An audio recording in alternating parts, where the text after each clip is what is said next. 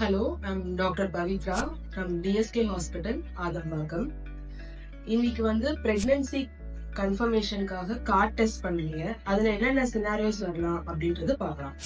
First 2 line positive வருது.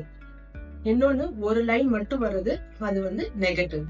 இன்னொன்னு கார்ட்ல லைனே வராம இருக்கிறது. அப்படின்னா நீங்க வாங்கின கார்டு ஃபால்ட்டில இருக்கும். கார்டு திரும்ப வாங்கி செக் பண்ணுங்க.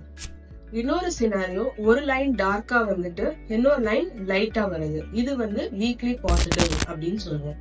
இது என்னென்ன சினாரியோல நடக்கலாம் அப்படின்னா, எய்தர் உங்க பிரெக்னன்சி ரொம்ப ஏர்லி பிரெக்னன்சியா இருக்கலாம். அப்படி இல்ல அப்படின்னா யூட்ரஸ் அதாவது கர்ப்பப்பையில கரு தரிக்காம வெளியில எங்கேயாவது கரு தரிக்கிறதுக்கு சான்ஸ் இருக்கலாம். அப்படி இல்ல அப்படின்னா ஃபெயிலிங் பிரெக்னன்சி அப்படி அந்த ஒரு கேட்டகரியும் இருக்கு. சோ இத எப்படி டீல் பண்ணலாம் அப்படின்னா, எய்தர் நீங்க ஒரு 5 days கழிச்சு இதே யூரின் பிரெக்னன்சி டெஸ்ட் ரிப்பீட் பண்ணி பார்க்கலாம். இல்ல அன்னைக்கே பிளட்ல பீட்டா ஹெச்சிஜி அப்படின்ற ஹார்மோன் செக் பண்ணி கன்ஃபார்ம் பண்ணிக்கலாம். மேடம், எனக்கு யூரின் பிரெக்னன்சி டெஸ்டும் நெகட்டிவ் வந்திருக்கு, பிளட்லயும் தெரியல, ஸ்கேன் பண்ணி பார்க்கலாம் அப்படின்னு நீங்க சொன்னீங்கன்னா, யூரின் பிரெக்னன்சி டெஸ்ட்லயும் பிளட்ல பீட்டா ஹெச்சிஜிலயும் பாசிட்டிவ் வராத பிரெக்னன்சி அல்ட்ராசவுண்ட்ல கண்டிப்பா தெரியாது.